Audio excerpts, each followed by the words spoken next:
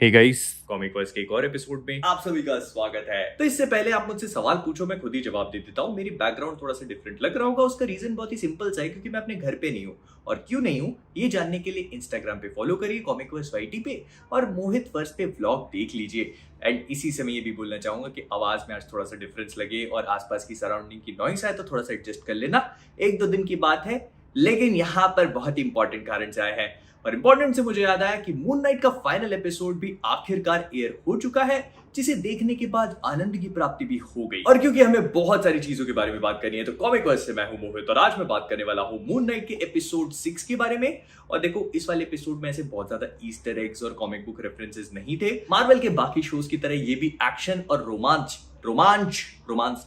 से भरपूर था, तो इसीलिए एक ब्रेकडाउन ना होकर एपिसोड का एक्सप्लेनेशन सॉर्ट ऑफ होगा। तो बिना कबूतर और मगरमच्छ की लड़ाई करवाए चलिए शुरू करते हैं।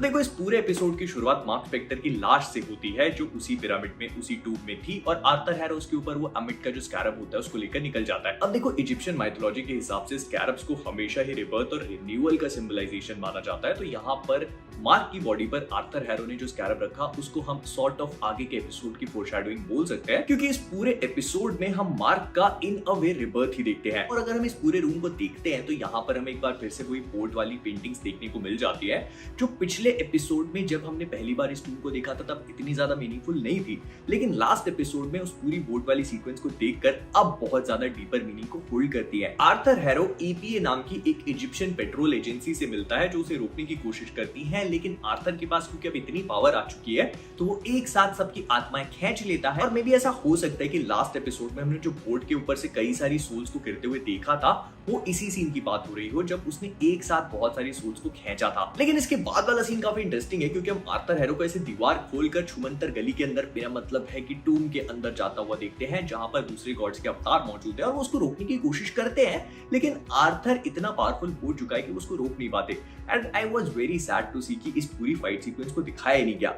एक बार फिर से मार्वल वालों ने यहाँ पर सीजीआई का पैसा बचा लिया है। अब कुछ बोल नहीं सकते, बस इतना ही कहेंगे कि फाइनल एपिसोड था, अगर फाइट दिखा देते तो अच्छा रहता, भले ही सस्ती क्यों ना हो। लेकिन इस पूरी फाइट के खत्म होने तक हम लोग देखते हैं कि आर्थर हैरो बेसिकली में जो करने आया था वो कर लेता है, मतलब वो अमिट को जिंदा कर लेता है। और अमिट का यहाँ पर जो लुक हमें दिखाया गया है वो कॉमिक बुक से थोड़ा सा डिफरेंट तरीके का है। यहाँ पर उनका पूरा अटायर एक इजिप्शियन गॉडेस वाला था, वहीं पर कॉमिक बुक्स में उनका इतना ज्यादा बेहतरीन टाइप का लुक नहीं होता है। और इस पूरे एपिसोड में मैंने एक चीज और भी नोटिस करी, वैसे इजिप्शियन माइथोलॉजी और मार्वल कॉमिक्स के हिसाब से अमिट के जो हाइंड क्वार्टर्स है, मतलब जो उसका पीछे वाला पार्ट है, वो हिप्पोपोटामस की शेप का है। लेकिन यहाँ पर जिस तरह का ड्रेसअप उनको दिया गया है, तो उस हिसाब से आप उनके नीचे वाले पैर, मतलब पैर तो नीचे के होते हैं, पैर आप उनके देख नहीं पाते हो। मे भी इस पूरी चीज को तवारत से डिफरेंशिएट करने के लिए किया हो। अब यहाँ पे अमिट आर्थर हैरो से कहती है कि उसके स्केल्स बैलेंस नहीं है, तो इसीलिए आर्थर कहता है कि मेरे को मार दो, लेकिन अमिट कहती है कि ऐसे कैसे। लेकिन इस पूरे सीन में वो अपने पुराने अवतार की भी बात करती है कि जब उसने लास्ट जिस पे भरोसा किया था तो उसके स्केल्स परफेक्टली बैलेंस थे।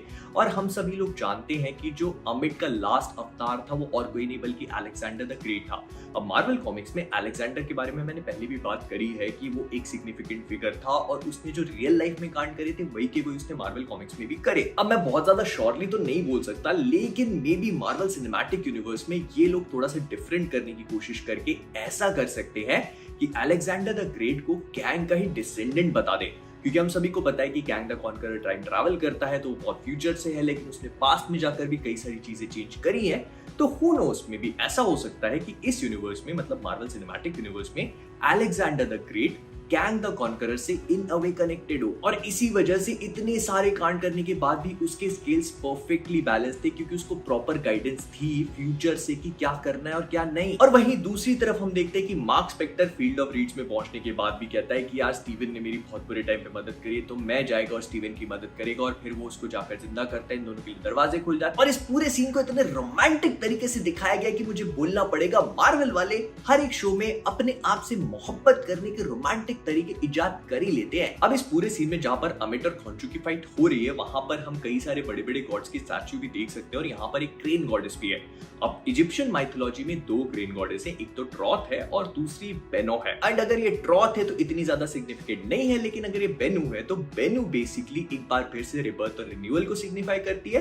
तो यहाँ पर फिर से फोरशैडोइंग हो गई। मगर इसके बाद एक बहुत ही बेहतरीन सा सीन आता है, क्योंकि इन स्टैच्यूज के डिस्ट्रॉय होने के साथ ही साथ लैला तवारिद की अवतार बनने को अग्री कर लेती है और यहाँ पे हम लैला की भी एक्टिंग स्किल्स को बहुत ही बढ़िया तरीके से देख सकते, क्योंकि वो भी कभी मैंने नहीं किया है मैं ही थी, मैंने नहीं किया है मैं ही थी, मैंने नहीं किया है मैं ही थी कर लेती है। यहाँ पे सब लिंगे सा है। अब मार्क स्पेक्टर एक बार फिर से जिंदा हो जाता है, खॉन्शू उसको सेंस कर लेता है, फिर से उसको मून नाइट बना देता है और क्योंकि अमिट वहां से निकल चुकी है तो खॉन्शू मार्क को बोलता है कि चल ठीक है मैं तेरे को वहां तक पहुंचा देगा और इसी के साथ उसको उड़ने की शक्ति दे देता है।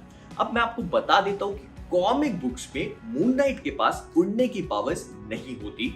बेसिकली इसके पीछे बहुत ही सिंप्लीफाइड सा रीजन है और वो ये है कि जब कॉमिक बुक्स में मार्क स्पेक्टर मून नाइट बनता है तो बहुत टाइम तक ये चीज तो एक्चुअली में क्लियर भी नहीं करी गई थी कि खॉन्शू असल में एग्जिस्ट भी करता है या सिर्फ मार्क के दिमाग में ही है। तो इसीलिए बहुत लंबे टाइम तक मार्क के पास कोई भी सुपर पावर नहीं थी। तो एमसीयू में क्योंकि खॉन्शू को एपिसोड 1 से ही बहुत ज्यादा क्लियर और रेलेवेंट कर दिया गया था, तो ऐसे में मून नाइट के पास सुपर पावर्स का होना थोड़ा सा मेक सेंस कर जाता है। मगर इसके बाद आता है एक बहुत ही फैसिनेटिंग सा सीन, क्योंकि हम लोग देखते हैं कि लायला भी एक सुपर हीरो बन चुकी है, जो मैंने ऑनेस्टली बिल्कुल भी एक्सपेक्ट नहीं किया। वो जैसे ही तवारिद का अवतार बनने के लिए अग्री करती है तो उसको वो पावर्स दे देती है और इसी के साथ साथ एक बहुत ही किक-एस सा सूट भी। अब देखो इस एपिसोड में लायला का नाम तो मेंशन नहीं किया गया, लेकिन मुझे समझ में आ गया कि मार्वल वाले इसको क्या नाम देना चाह रहे हैं और इसके बारे में मैं पहले भी बात कर चुका हूँ, स्कारलेट स्कैरब। अब अगर मैं इतनी दूर से कॉमिक बुक्स का ज्ञान आपकी तरफ धकेल दूं तो मार्वल कॉमिक्स में जैसा मैंने पहले भी बताया था कि स्कारलेट स्कैरब नाम का कैरेक्टर एग्जिस्ट करता था एंशिएंट इजिप्ट में, जिसका नाम था अब्दुल फॉल। और इस शो में हमने देखा है कि लायला के पिताजी का नाम था अब्दुल एल फॉली, जो मुझे लगता था कि काफी स्टार्टिंग तक तो और कुछ भी नहीं बल्कि एक ईस्टर एग है। लेकिन जैसे ही लायला सुपर हीरोइन बनी तो हमको समझ में आ गया कि वो स्कारलेट स्कैरब ही बनेगी। प्लस अगर आप उसकी कॉस्ट्यूम पे ध्यान दोगे तो आपको मल्टीपल जगह पे स्कैरब दिख सकता है, तो ये प्रोबेबली स्कारलेट स्कैरब है एमसीयू की। लेकिन कोई मुझे एक बात बता दो कि अगर आप हिप्पो गॉडेस की अवतार हो तो आपके पास पंख कहां से आ गए? एंड बस फिर क्या था, इसके बाद हम एक बढ़िया सी एक्शन सीक्वेंस देखते हैं जो स्टार्टिंग में थोड़ी सी सीजीआई होती है, फिर हैंड टू हैंड होती है। लेकिन अगर आप इस चीज को लेकर कंफ्यूज्ड हो कि इन दोनों के बीच में चलने वाली फाइट को और किसी ने नोटिस क्यों नहीं किया, तो मेरे ख्याल से मुझे ऐसा पर्सनली लगता है कि वो फाइट सिर्फ और सिर्फ इनके एवतार्स को ही नजर आ रही थी और किसी को भी नहीं, तभी लोगों ने रिएक्ट नहीं किया और कोई बड़ा सुपर हीरो जो एमसीयू में एग्जिस्ट करता है वो वहां पे नहीं आया। एंड स्टीवन भी मिस्टर नाइट बनने के बाद अपने दोनों डंडों का इस्तेमाल करके बहुत ही बढ़िया तरीके से गुंडों को मारता है। और अगर आप कंफ्यूज्ड हो कि स्टीवन ने आखिरकार ये सब कुछ किया कैसे, तो बहुत ही सिंपल है। स्टीवन के पास मार्क और जेक की मसल मेमोरी तो है, बस उसके पास इतनी गट्स और हिम्मत नहीं थी। जिस मोमेंट वो इस चीज को बिलीव करने लगता है कि वो भी उन्हें मार सकता है, बाकी काम उसकी खुद की बॉडी अपने आप कर देती है। लेकिन ये सब कुछ होते होते हम एक बहुत ही बेहतरीन सीन को एक्सपीरियंस करते हैं, या फिर मैं यूं कहूं कि एक्सपीरियंस नहीं कर पाते हैं क्योंकि हमें दिखाया ही नहीं क्या, और वो है जेक लॉकली की अपीयरेंस। क्योंकि मार्क स्पेक्टर एक बार फिर से ब्लैक आउट हो जाता है, उसकी नींद खुलती है तो जितने भी गुंडे उन पे हावी हो रहे थे वो उल्टा पड़ जाता है और फिर लायला और मार्क आर्थर को उठा के लेके जाते हैं, अमिट को उसी के अंदर कैद कर देते हैं और यहाँ पे इनकी स्टोरी क्लोज हो जाती है। एंड ये सब कुछ देखकर खॉन्शू को भी अपनी डील की दूसरी एंड रखनी पड़ती है। वो मार्क को कहता है कि ठीक है, मैंने तेरे से कहा था कि अगर तू मेरी मदद करेगा अमिट को कैद करने में तो मैं तेरे को छोड़ देगा, तो उसको छोड़ देता है। और बस इसके बाद मार्क की नींद खुलती है एक बार फिर से उसी साइकेट्रिक हॉस्पिटल वाली सेटिंग में, जो अब इस चीज को क्लैरिफाई कर देती है कि वो जो कुछ भी था और कुछ भी नहीं बल्कि मार्क स्पेक्टर के दिमाग में था, क्योंकि उसका खुद का दिमाग उसे रियलिटी से दूर रखने की कोशिश कर रहा था। लेकिन इस पूरी सेटिंग में जिस मोमेंट मार्क आर्थर एरो के पैरों से निकलने वाले खून को स्पॉट करता है, उसको रियलाइज हो जाता है कि ये रियलिटी नहीं है और इसीलिए वो ब्रेक फ्री कर जाता है और उसकी नींद खुलती है अपने पुराने वाले अपार्टमेंट में। लेकिन इस बार स्टीवन और उसकी पर्सनालिटी मिलकर काम करते हैं क्योंकि वो दोनों एक हो चुके हैं।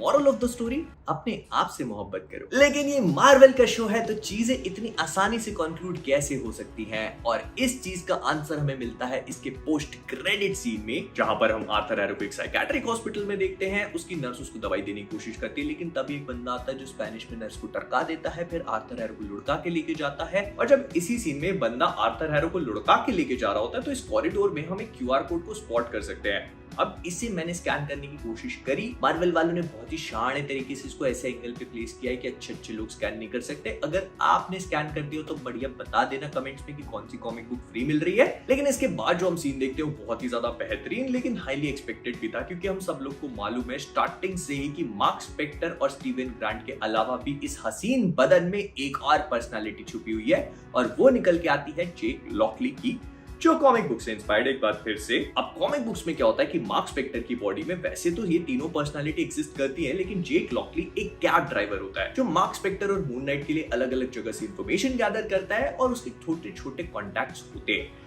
लेकिन इस यूनिवर्स में मतलब एमसीयू में इसको थोड़ा सा चेंज करके जेक लॉकली को एक हार्डकोर किलर टाइप की पर्सनालिटी दे दी गई है।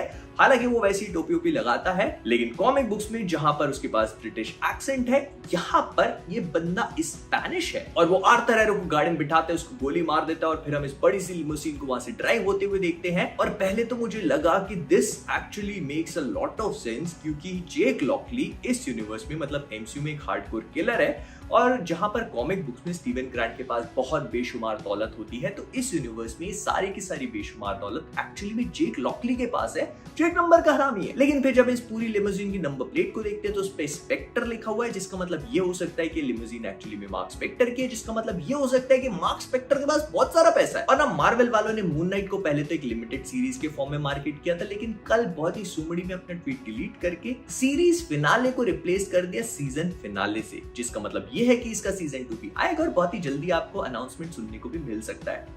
लेकिन क्योंकि मेरे पास समय बहुत कम है और मैं चाहता हूं कि इसके ऊपर बहुत ही अच्छे से डिटेल में बात करी जाए, तो एक अलग से वीडियो बना दूंगा जो प्रोबेबली कल परसों नरसों में आपको देखने को मिल जाएगा। क्योंकि देखो अभी जीवन में थोड़ी सी बड़ी चीजें हो रही है और वो क्या है, क्यों है, कैसे है, इसके बारे में आपको थोड़ा अच्छे से ब्लॉग वगैरह में बताएंगे। तो इसीलिए मोहित वर्स पे सब्सक्राइब कर लेना, इंस्टाग्राम पे स्टोरीज वगैरह चेकआउट करते रहना। तो विद दैट बीइंग सेड हम लोग इस वीडियो को यहीं पे रैप अप करेंगे। मैं मून नाइट को लेकर थोड़ा सा और अच्छे से बात करना चाहता हूँ, तो इसीलिए तो इसका जो पोस्ट क्रेडिट है और ये सारी चीजें हैं, इन पे हम थोड़ा और डिटेल में मोर बेटर वे में बात करेंगे। तो अगर वीडियो पसंद आया तो लाइक कर देना, शेयर कर देना, नए हो सब्सक्राइब कर लेना। तो जाने से पहले कॉमिक वर्स से मैं हूं मोहित और आप सभी लोग एज ऑलवेज बीइंग ऑसम।